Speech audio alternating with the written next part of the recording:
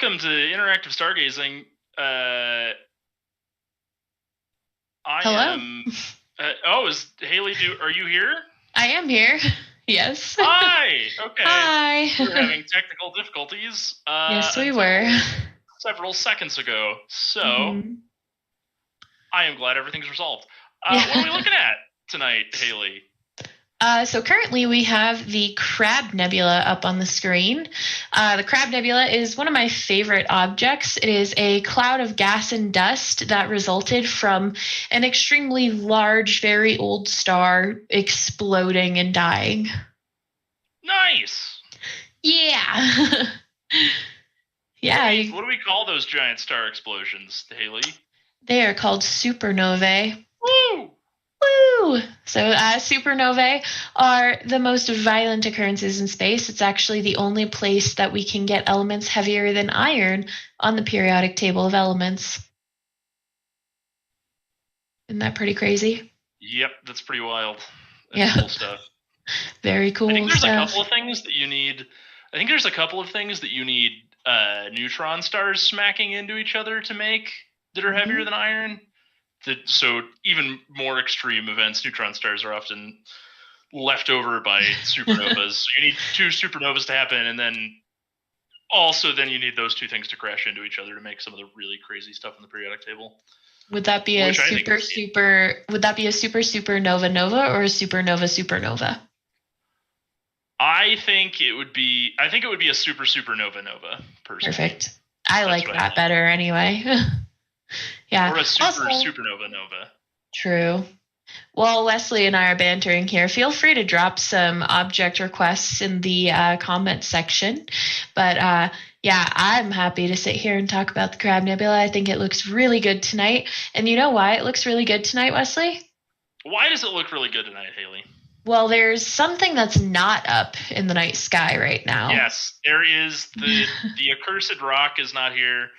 And frankly, I have never been happier about anything in my life. Yeah. I am extremely happy that the evil, bad, dumb moon is not here. I'm just overjoyed, frankly. Overjoyed. Yes. Yes. Yeah. I'm kind of happy too, just because, like, for the purposes of this stream, it's much easier to get really cool objects. Makes our lives a lot easier. Yeah, exactly. Yeah, no. Oh, look at that. There's a little satellite that flew through the field of view. Would you look at that? It's always really fun. Yeah. Scott, is that you on the Melon Cam? Is it Scotty? Yes. Yeah, Scotty, my man. Say hello to everybody. Wave hello. Let's all peek our mics yelling at Scotty. Honestly. Yeah. All right. You know what else is really cool about the Crab Nebula? What? This is the oldest thing that we know that humans. This is the first time that humans recorded seeing a supernova, which is wild. This thing, there's a really bright flash in the part of the sky that's sort of at the center of what is now this big giant cloud. That was, I think it was up during the daytime when it went supernova, but it looked like this fully visible star during the daytime, and some different astronomers in Japan and China are the two places I remember. I think there's more. But they saw that there was this really bright flash, and they just wrote down in their diaries like, "Dear diary, today I saw this weird bright flash in the sky. I don't know what that was." Well, it was there for a hot minute. They called it a visiting star because it was around, I think, for what was it, 2 days, 2 weeks, something like that? Somewhere in there, yeah. I don't remember. The time frame I usually have in my head is like a week-ish, but I don't know. Someone on the other plane wave says a couple weeks. Aha, a couple weeks. All right then. Whoever that is. Right. It's Angle. It's Angle. Hello, Angle. Angle Singleton. Singleton. But yeah, I actually just recently memorized that this was in 1064 that they made these observations, and I realized that because I could never remember the year. But then someone said 1064, and I was like, huh, that's almost super close to 1604, which is approximately when Galileo first looked through a telescope. Except now that I'm saying it, I'm realizing it was 1609, wasn't it? I have further bad news, which is that the supernova remnant is in 1054. No! No! Well, although I was wrong about all of those dates. There's not a single date I got right in there. It's all meaningless. Apparently, according to Wikipedia, also it was there from 4 July 1054 to 6 April 1056. So, however much you want to believe Wikipedia. I don't know. But it looks like we have our first request. Daniel Maltez, hello again. He would like to see the Witch Head Nebula, which we can definitely try for it. It's going to be next to Rigel, which is really a very, very bright star. So we'll check it out. We'll check it out. There he goes. Look at the little plane wave. Woo! Wee! You're doing great, Scotty. Way to go, Scott. That's the operator's name, not the telescope's. I mean, it could be either. We could name the 14-inch plane wave Scott Jr. I think that's a great idea. I'm making an executive decision to name the 14-inch plane wave Scott Jr. Wicked. Let's do it. Yep. All right, we've got Scott Jr. In me by the Lowell Observatory YouTube stream. I am naming the telescope Scott Jr. Hear me out. We have Scott Jr. is the 14. There's Scott, the operator, and then Scott Senior is the 17. Okay, yeah. So that's our coworker Scott's dad. Yep, is the telescope. His dad telescope is a 17-inch telescope. Yeah. Well, Scott's just so good at operating telescopes that you'd think he was related to. I don't really know where this joke is going. All right, Scott, you're a cyborg. That's where I'm going with this. All right. So what do we? If he's a telescope, what is his aperture? Would it be this width of his face or the width of his eyes? Maybe. I think it's Scott. What's your surface area? I think it's whatever your surface area is. That's so much worse. He said 6. Sure. Yeah. No, that sounds about right. All right. No, Angel said 6. Scott said 2 meters squared. So. Sure. Yeah, that sounds like good math. What do we got? Is this the nebula? What's going on? I think theoretically this is the nebula. We were warned that this might be dim. It's pretty dim, and it's also very close to I think Rigel. Yes, yeah, it's really close to Rigel, the foot star of Orion, or at least one of the foot stars of Orion. Yeah, that checks out. I think this is as good as we're gonna get. Yeah. Sorry, Daniel. Very sorry, Daniel. Your coworker and mine, Catherine Turntine, requests NGC 2775. Nope, sorry, Catherine. We're not doing it. No, I'm just kidding. Go for it. Discovered by William Herschel. Unbelievable. Unbelievable. Oh, what a guy. Get rich quick schemer. Absolutely furious. Looking for comets. No, William Herschel's that's Charles Messier. William Herschel's the guy who came up with the name Planetary Nebula. Mm-hmm. And also the George guy. He's the one who wanted to name Uranus George. Yeah, no, he was also looking for comets. Oh, did he also? He was also looking for comets, and he happened to find Uranus instead. So really. Yeah, so he was like, let's name it George to get more funding. Very sick. Yep, it was a common thing. So it looks like NGC 2775 is a spiral galaxy. So let's see if we can see that bad boy. That's pretty. Mm-hmm. But yeah, I guess naming comets and planets after rich folks was the way to go back then. Yeah, now we mostly just name the telescopes after rich people. True. They're more or less the same system. Yeah. Look at that. Oh, it's real dim. He's a little tiny spiral guy. dude. Little guy. Little big guy. Watch, we're calling it a little guy, and it's like trillions of stars. It's gigantic, yeah. I wouldn't be surprised. I love it. All right. How big this guy is. 67 million light years away from us. Oh, come on. Tell me how big it is. Give me a rough estimate. Wikipedia said nope. Wikipedia does not appear to have a rough estimate of its size, but big. Probably big. Probably big. Yeah. The big guy. Ooh, look at Scott getting all fancy.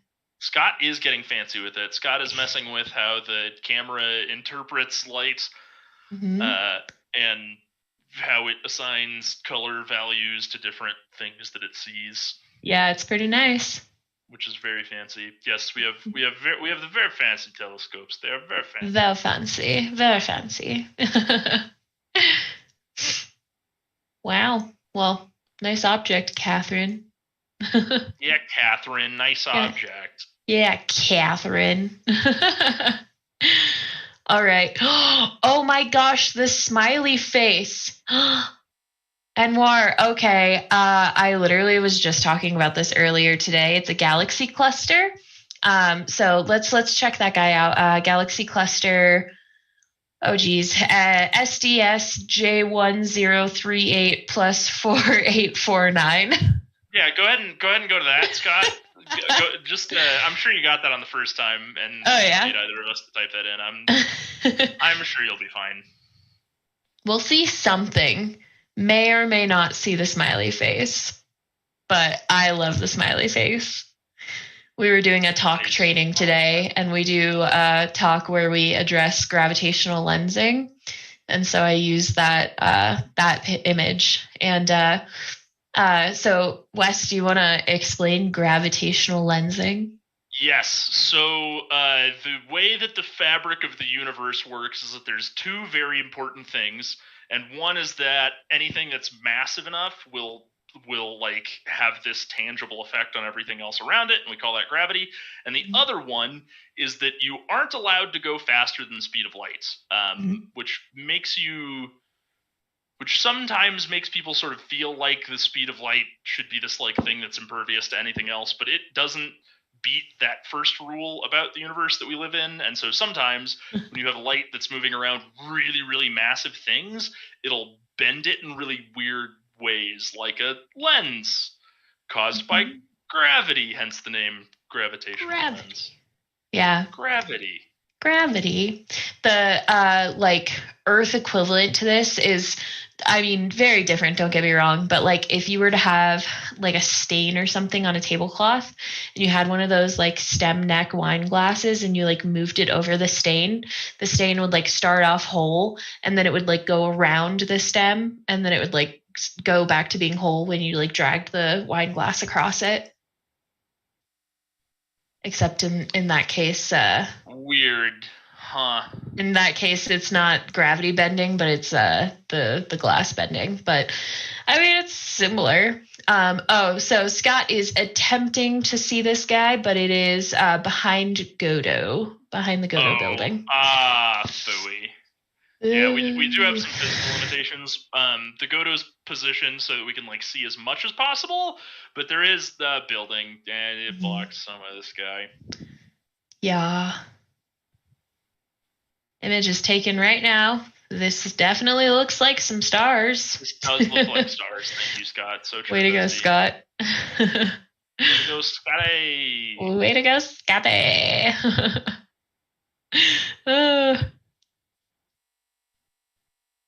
All right. It's there. All right. That's it. Yep. There we Beautiful. Go. Fantastic. That's it right Beautiful. there. Yep, that definitely that looks like that's a smiley face. Yeah, sure. Yeah. I can start to see that it's a galaxy cluster. Like I can sort of kind of see the fuzz in there. I don't know if I can see that it looks like a smiley face. I will have to take I definitely can't. Yeah. But hey, you never know. All right, Scott's going to try and do some camera wizardry to make this look a little more apparent. All right, where's our smiley? Oh, okay. So he's gesturing to every dot in this field of view. That's definitely it. Yep. Nope, can't see anything. And Anwar, I've got some bad news for you. We can also not see IC 1101. It is not up in, at least from our latitude, is what I'm hearing from the people behind the scenes. But yeah, a bunch of galaxies. All right. Next up, Keith would like to see the Dolphin Head Nebula. It's in Canis Major, so let's hop on over there and see what we can see. Away! There we go.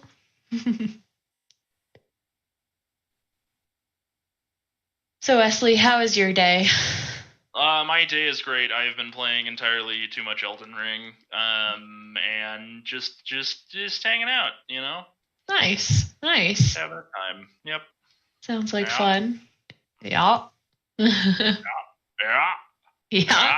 Gonna go do some thermodynamics homework after this, probably. Oof. I should go do some thermodynamics homework after this, actually, is what I should say. Whether or not I will remains to be seen. That's fair. I should go do that. That's what I should do. You should, but will you? Should do that. All right. That's what I should do. Okay, I'm starting to see what could be some nebulosity in there, yeah. What kind of nebula is this? The Dolphin Head? Brief what the it is an H2 region. It's just a whole bunch of hydrogen around a really big star, it looks like. Well, it looks like that's probably our really big star, right? Yeah, that little blue guy. Yeah. Or maybe the red guy, yeah. Could be either one. I'm trying to look at other pictures of this and figure out what it is. I think it's the big red guy. Okay. Easy Canis Majoris. Ooh. So this is a fat nebula that's kind of diffuse in our field of view right here. Yeah. H2 referring to hydrogen. Yes. 23 stellar masses. Fun. Yeah, I can sort of start to see some of the nebulosity. It's real faint, but it's in there. Catherine wants to know what our favorite telescopes are at the Lowell Observatory. The solar telescope with the pressure tuner. It's really fun. I've never heard anyone say that the Lunt is their favorite telescope. It used to be the 32, and then the 32 was being a horrible little goblin the other night, and so he's been demoted. That's just wild. My second favorite telescope. The Lunt Solar Telescope has never done me wrong. That's fair. It just works. It is a good working telescope. However, you are incorrect. The best telescope that we own is the Tech. That's a fair point, actually. The Tech is also a very good boy. Our Tech telescope, everyone's concurring. Haha. The Dyer is not. The Dyer is boy. also. The Dyer is an incredible telescope, but it is not at all a good boy. Tech is like the goodest of boys, though. It's a 5.5-inch telescope that we have up on our Giovanni Open Deck Observatory, and it is almost perfectly shaped in its lens, and so it has very few flaws in the image. So I think it's beautiful. Cool. Oh, hi, Jose. Hi. Hi, Jose. Jose says hi. Jose is one of the old educators from here. Angel also would like to say hi, Jose. All right, so let's move on to the next object. C. Curly. Unfortunately, Herschel's garnet is behind the trees, so we cannot see it. Anwar, man, I'm so sorry. We are just disappointing you at every turn. The Whirlpool Galaxy is also behind the Godo. I think Bummer. also there are trees between the Godo and the Whirlpool Galaxy even after that. Yeah, that's true. Just in a very unfortunate part of the sky right now. It's one of my favorite things to look at. M51, the Whirlpool Galaxy, is one of the prettiest things in the night sky, and it just is a huge. You have like a month that you can look at it at the Godo. Yeah, it's true. However, we do have a bunch of really cool galaxies in Leo right now if we want to check some of those out. Yeah, and get our galaxy fix on. We'll go with the Leo triplet. Catherine, the McAllister is not superior. The McAllister is dead, and it should be that way. My favorite telescope is actually the 42-inch Lampland. The 42-inch Lampland, for those of you guys who don't know, is a telescope skeleton because we broke the mirror way back when. Because they wanted to put a secondary mirror in it so they could move where the eyepiece was, and so they drilled into the primary mirror and shattered it. Yep. Angel's favorite is the 9-inch concrete pier. No telescope on it, just the pier. Just the pier. That's the best part. Well, the pier honestly, never behaved, so.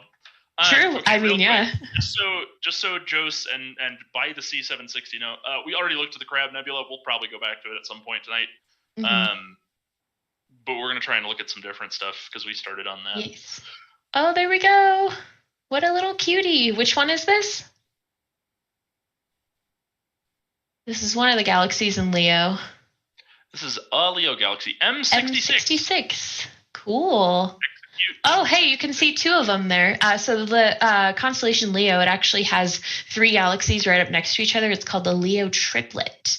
So, Scott, do you want to zoom in on that middle one so we can really see that galactic bulge? Scotty, enhance. Haley, stop saying the phrase galactic bulge. I don't like it. It's become a thing. I'm going to have to say it every time now, at least once. That looks really good, though. Look at that. It's a barred spiral. It is a barred spiral. It plays the lute. Milky Way is a barred spiral.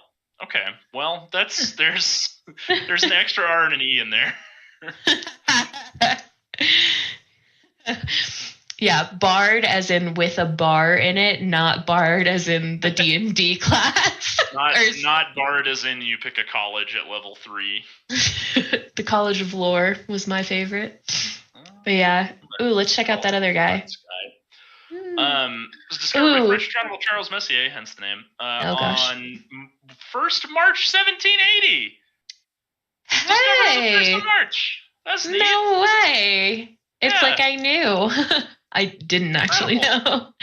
This is its 242nd anniversary of us knowing that this thing is there. Nice. So that's fun. It's not one of these. The other in the Leo triplet is the Sunflower Galaxy, right? Or is it M66? That's the Sunflower. I don't remember. I think it's a different one. I feel like it's 65. That was one of the first. I think the Sunflower Galaxy is one of the first things I took a picture of. It's M63 is the Sunflower 63. Galaxy. Ooh, can we take a look at that? The Sunflower Galaxy is one of my favorite galaxies because it's pretty and also I really like sunflowers. It's in Canis Venatici. It's not in Leo. Well, never mind. Man, Anwar, I'm seriously, I'm so sorry. The North America Nebula is too big to see with this telescope. I want you to have at least so sorry, one object. I'm so trying. Sorry. We're all trying so hard. I'm so sorry. The objects you're suggesting are too powerful. Yeah. Sunflowers behind the Godo. Oh, phooey. Yeah, that's another one that's. I think that one's like on the other side of M51. They have similar problems. So James Hyatt would like to see the Pleiades. I'm just I would kidding, also the like to see Pleiades. the Pleiades. I would also like to see the Pleiades. Let's check it out. So the Pleiades are an open star cluster. They're pretty far apart. And so with this telescope, we're seeing a pretty small area of the night sky. And so we're only going to see like a couple of the stars and some nebulosity, but it's still really cool to look at. So let's go check it out. Oh no, where'd Wesley go? All right, well, I guess it's just me for a hot minute. So let's go ahead and take a look.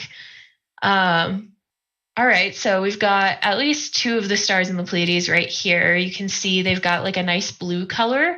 The Pleiades are enshrouded in a reflection nebula, so it's this like blue, really pretty gas, honestly. So let's take a look and see. We're taking a long exposure because the stars are really bright. We can see the stars pretty easily, but the nebula is fairly faint.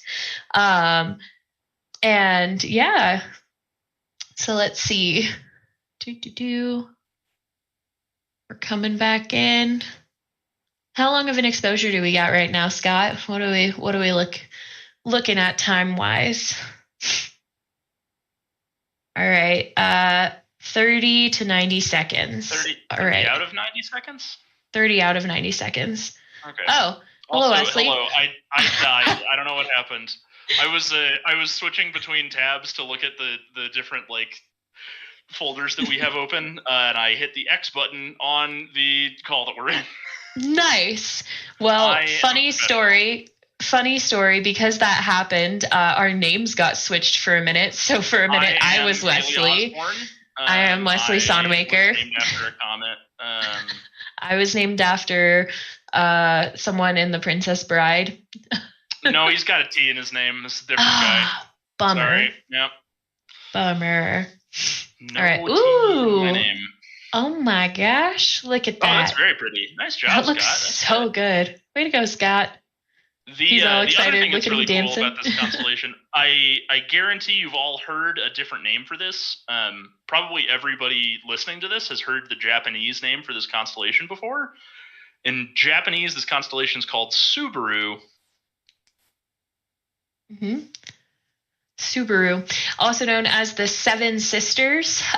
This is a really interesting cluster of stars here because there's like a bunch of different cultures that have like very similar stories for these sisters.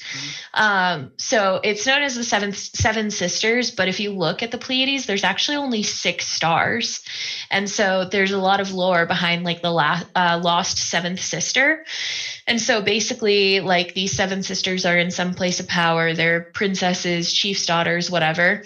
And 6 of them marry into the correct family, but the 7th runs off with a commoner and forfeits her place in the night sky. Oh, interesting. I know, right? Big bummer, but you know, whatever. I think I don't recall the story exactly from the Japanese tradition, but I do know that the company Subaru is named after the constellation because it was 5 companies that conglomerated to make one other one, and there's 6 in the anyway. Yeah. This looks like somebody like painted over this star with a paintbrush. Yeah. Doesn't it? Kind of smudged it a little bit, yeah. Yeah. By the C760 asks whatever looks best right now on the verge of the vernal equinox. Definitely the Orion Nebula is the prettiest thing right now. Scotty, can you take us to the Orion Nebula? Orion. The moon emoji next to that request looked like this hand emoji. And I was like, what? The vernal equinox. Orion Nebula. I was like, okay. All right. Angel says, it's me, Orion. Orion. We do the whole interactive stargazing, but with bad Italian accents. Or just bad accents in general. We did that one night. There were a bunch of us up at the Open Deck Observatory, and we all chose really awful accents and just did them for like an hour. Yeah. That was the Arnold Schwarzenegger night. Yeah. Yep. Yeah, I came very close to giving a whole tour with an Arnold Schwarzenegger impression and not. That would have been so good. That would have been so good. biggest regret of my life was not just doing that. That Right. looks very good. Incredible job, Scott. Pretty. Look at that.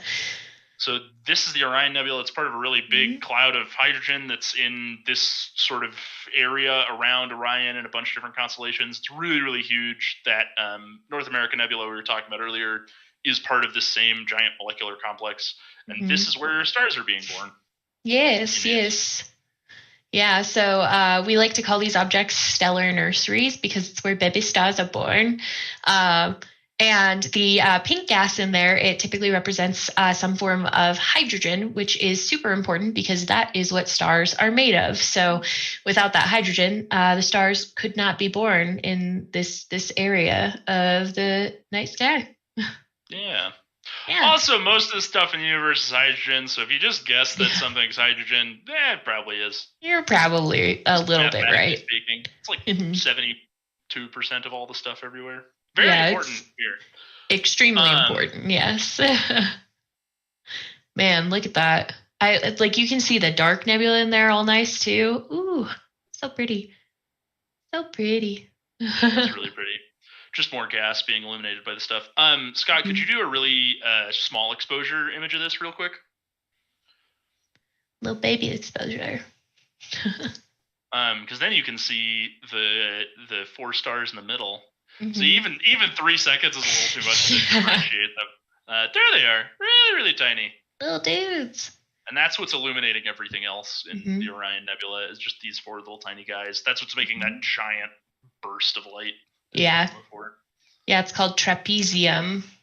Look at them. There's a lot of things called trapezium. You know, this one's the Orion Nebula trapezium. I don't know. No, you're right. Hey, you're right. Listen, you're right. There's just a whole bunch of stuff called the trapezium because astronomers bad at naming things. Scott, will you zoom out a little bit? So up the exposure just a teeny tiny bit. Off to the bottom left, you can see 3 stars there. Those 3 stars are not Orion's belt. A lot of people look at the Orion Nebula and think that that's Orion's belt. This entire image, this entire cluster that we look at is like the size of 1 star in the night sky. So yeah, it's like there's a little like dagger hanging off of Orion's belt, and this image is the middle star of that. Of the dagger hanging off of the belt. Middle star, dagger. There will be a test later. Everyone, make sure you're taking notes. All right. Keith Odenall would like to see NGC 2261, please. This is Hubble's Variable Nebula. Ooh, fancy. Illuminated by a star that is not directly visible itself. Oh, wow. You get 1 guess who discovered it, evidently. Okay, on the count of... On the count of 3, we're going to guess. Are you ready? Okay, yep. 1, 2, 3. Herschel? Probably Hubble. It says Hubble's I feel like Hubble's kind of a cheater guess. But, I was right. It's Herschel. Incredible. I hate that guy. He's just the worst. That's awesome. Decided to call things planetary nebulas that have nothing to do with planets. Not planets. That's correct. Nothing to do with planets. That's really cool looking. Ooh, it looks like a little ghost. Yeah, that's neat. The little ghost nebula is different. Okay. There is a little ghost nebula, and it's a planetary nebula, and I like it very much. It's one of my favorites. But this looks like an upside down ghost. Tell me it doesn't. Yeah, but it's an upside down ghost, sure, but not a little ghost. That's absurd. That's a very different. Okay. It's so small though. It's so cute. Did you just flip it? How? Hello? Scott's a sorcerer. Scott is a sorcerer. Telescope. He can do anything. He knows these telescopes inside and out. he found the button that says to do that. Okay. Absolutely incredible. Okay. I've been putting this off. Anwar. Anwar, we have good news and bad news. We have good news and bad news. Bad news first. Bad news first. Dumbbell Nebula. It's not up right now. Probably can't do Cigar Galaxy because I think we can try, but But we do have globular clusters. Yes. We do have globular clusters. Finally. Gotti, can you take us to M35, please? M35. Let's check it out. It's in Gemini. Hold on. Not M35. Sorry, M79. Wait. I'm dumb and can't read. Yes. I lied to you. I was like, wait, 79 is a glob. 35 is an open star cluster. Can't read the document that we have. I just can't read in general. Blind. Oh, that's good. Yeah. Mm-hmm. Yep. Angel also can't read. She said sorry, but spelled it wrong. All right. Ooh, it's so small. Look at how pretty. I love globular star clusters. They're the coolest. Mm-hmm. Yeah, globular star clusters, they're clusters of hundreds of thousands of stars, and they are like tens of thousands of light years away at the outer edge of our galaxy. So and they're really old. They're super really old. There's some of the first stars that were born anywhere in the entire universe are in globular star clusters like this. Mm-hmm. Called first generation stars, and there's no planets around any of them because the elements that you need to make planets, that you need to make like rocks and stuff, like iron, calcium, whatever, silicates, just literally did not exist anywhere in the universe. There was not a single atom of silicon in the entire universe when these things formed. Wild. But yeah, Anwar, I'm so glad we got to show you something you wanted to see. Got one. Literally everybody in the chat was like, we feel so bad. Like it was no's all across the board, but thankfully. No, we can't. We're like, oh no. That's why I put it off for so long to tell you that we couldn't see the Dumbbell Nebula because I wanted something.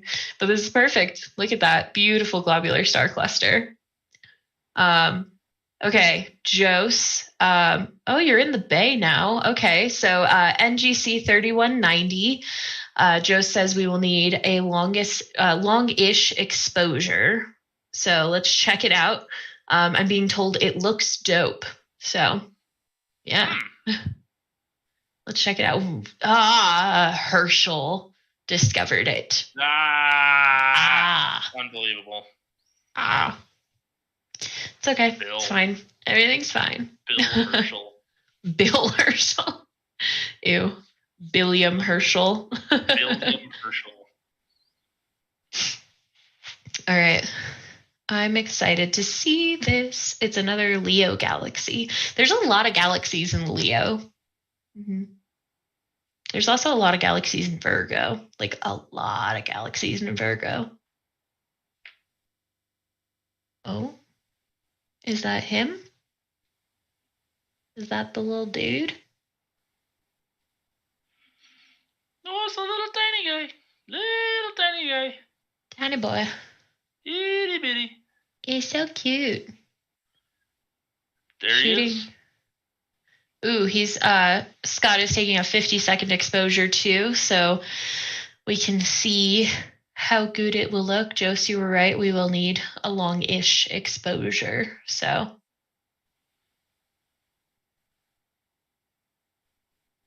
yeah.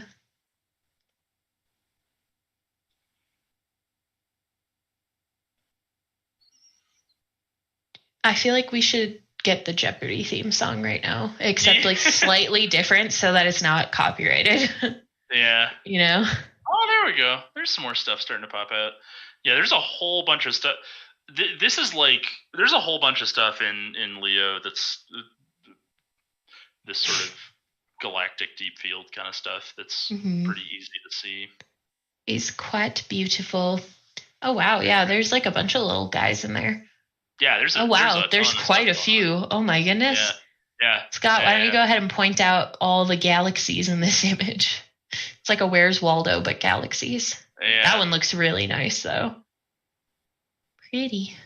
That's like a sort of perfect little spiral dude with just two arms. Oh, yeah, that looks great. Yeah.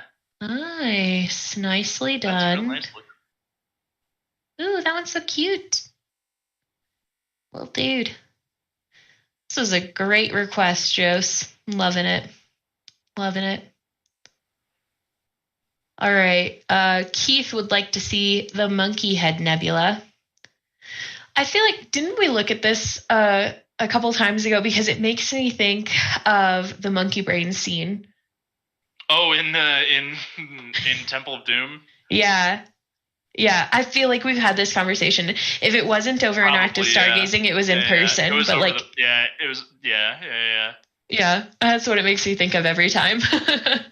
I love Temple of Doom. People on the internet do not like that Indiana Jones movie as much as the rest of them, and I think they're wrong. They are wrong. Ooh, yes, yeah, because it's an emission nebula. We definitely have looked at this guy before. Sweet. Here we go.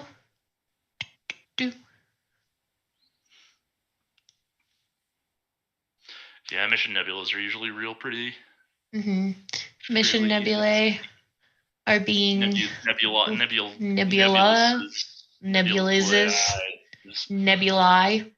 English does not really have rules for words, and it just steals them from other languages anyway. So right, we had a whole conversation about the plural of octopus. Yeah. It's technically octopodes, which is just awful. So yeah. Yeah, can be octopodes or octopi or octopuses, depending on how you want to treat the etymology of it. That's true, yeah. Which is just the best. It's so great. Just gotta love everything. Oh, yeah, I can see some nebulosity there, the reddish color to it. Yeah, it's real nice. And it definitely looks like a monkey's head. Yeah, totally. All right. Scott is working some magic tonight. Oh my goodness. Look at this. Oh, beautiful. I definitely don't see a monkey head in there. That looks like a nightmare smile. A nightmare smile. Okay, that's fun. Yeah, because the little eyes right there. Yeah, so Scott was already pointing it out kind of. No, the dark parts in the nebula, those big circles right there and right there. And to the left. Yeah, those guys. And then below it, there's like a really long smile part. Yeah, okay. Yeah. Oh, yeah, it's like a horrible clown. Yeah. Exactly. Okay. Like a sleep paralysis demon. Thanks, I hate it. Okay. I know, right?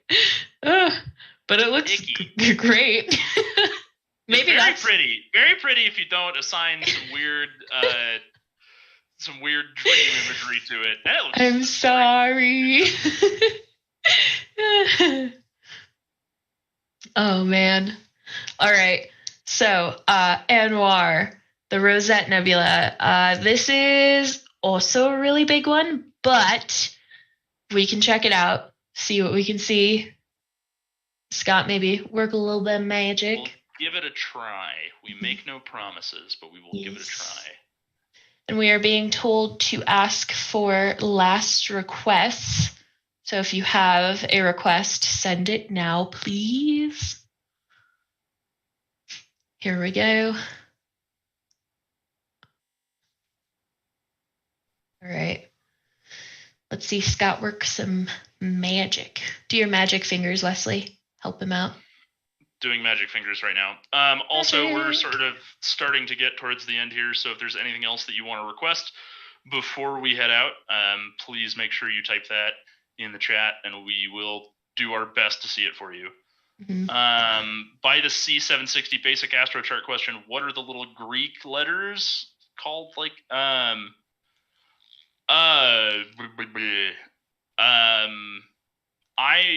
so they're Greek letters. If they're in Greek, they're Greek letters. I don't know that you would.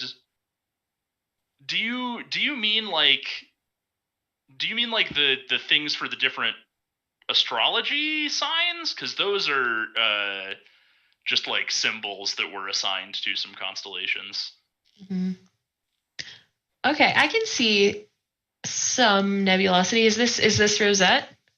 Is that what we're looking at here? Yeah. Okay. Scott says yes. Yes. Yeah, that's the. Okay. I would say that's nebulous. I would agree. Yeah. This looks nebulous. Yeah. Yeah. Nebul-ish. Nebul-ish. Oh, there we go. That's starting to come out there. Purdy. Yeah, Tell you, Scott's getting the hang of this, dude. Look at him. Oh, Look at yeah. him go. Yeah. He knows just what to do. Yeah, that's great. Yeah, Mm-hmm. so this is more just red gas, probably hydrogen. Again, that's both because it is red, and that's generally the color that hydrogen glows, and also just because it's a very safe guess for what stuff is. Very true. Very true. Scott agrees that having no moon helps what he's doing, helps his magic happen. So, yeah. Ooh, okay. Daniel would like to see the Spaghetti Nebula.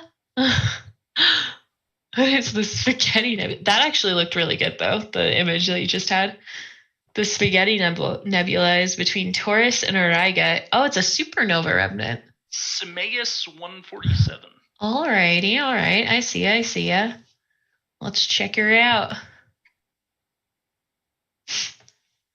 Spaghetti Nebula. Spaghetti Nebula. Absolutely incredible.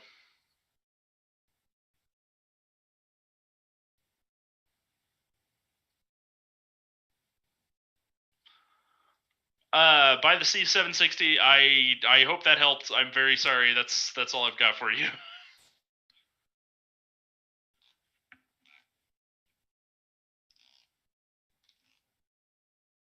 C. Curly, you are very welcome. Please have a good one.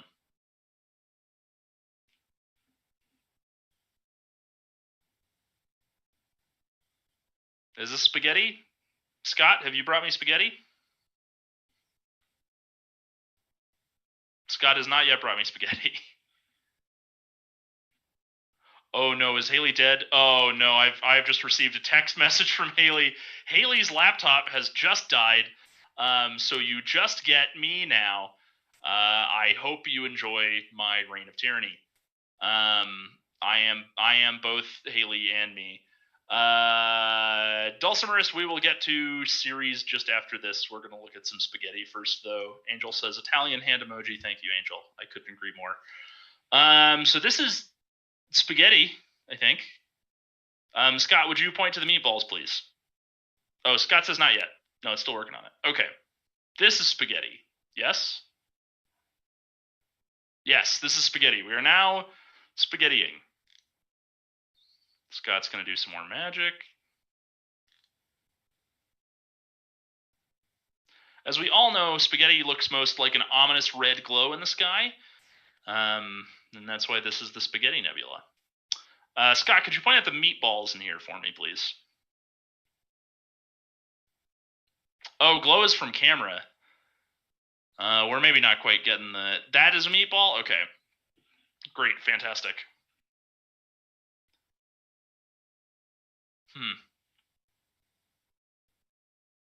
Well, phooey. You maybe didn't quite get this one.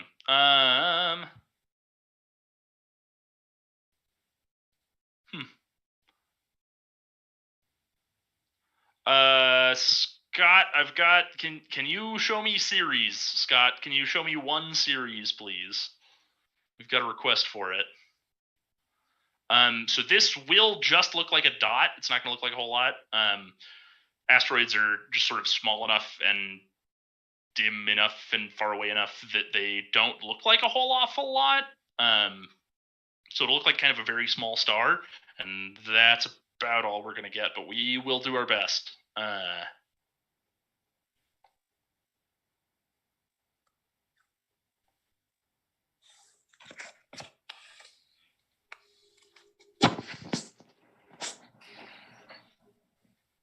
Also, Ceres is big enough to be a dwarf planet. Dulcimer's, the red glow in the last one was not hydrogen. That was like an artifact of the camera, I think, was what we figured out there. My man Scotty is getting coordinates for one series. In the meantime, if you have any other questions or requests, please get them in now. We're going to start shutting down pretty soon here because Haley has been shot out of a cannon, and everybody out on the deck is getting pretty cold. It's real freezing out there, and I am the only... Now that Haley has been shot out of a cannon, I am the only one that gets to sit inside and be warm. Dulcimerist, I don't think Ceres was ever considered a full planet. I think Ceres was one of the, like... I think a lot of dwarf planets, but I think Ceres was one of the things that made us sort of start to have a crisis about what we were going to call planets or not in the early 2000s. Basically, we just started finding a whole bunch of stuff that we started to realize was, like, Pluto-ish sized. And so then we got really freaked out about what we should call a planet. Scott says Ceres is one of these dots. I have no further input. I have no idea which one is which. It's really hard to... We can point the camera at the coordinates, but being able to tease out where exactly it is really difficult. Trying to do stuff this quick. Scott, all right. Unless we get anything else in, this is probably going to be our last request. Can you try Uranus?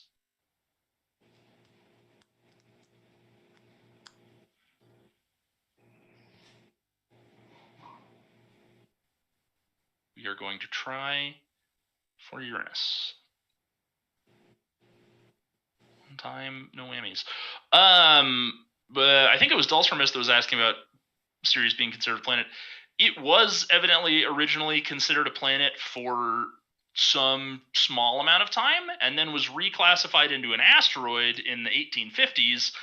And then in 2006, when the IAU did their whole planet thing, which I have infinite opinions on, they reclassified it again into a dwarf planet to match up with Pluto.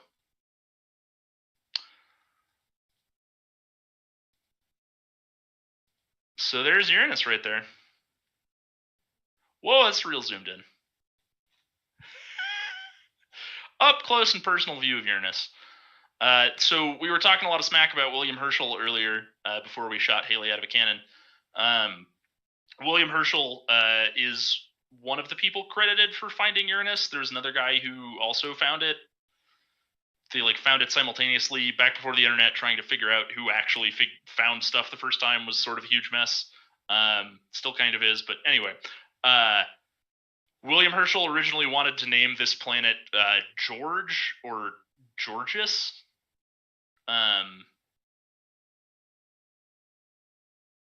You're thinking of Neptune.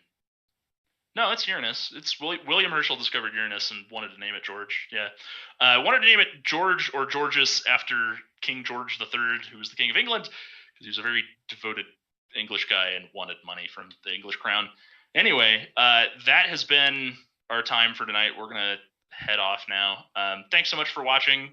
Please check out our podcast, Star Stuff, A Space Oddity, where Haley and I talk about stuff along with Cody Halfmoon and a bunch of other really smart people. I don't know what our next episode will be. Thanks to our members for funding us. Thank you everybody for watching. Bye.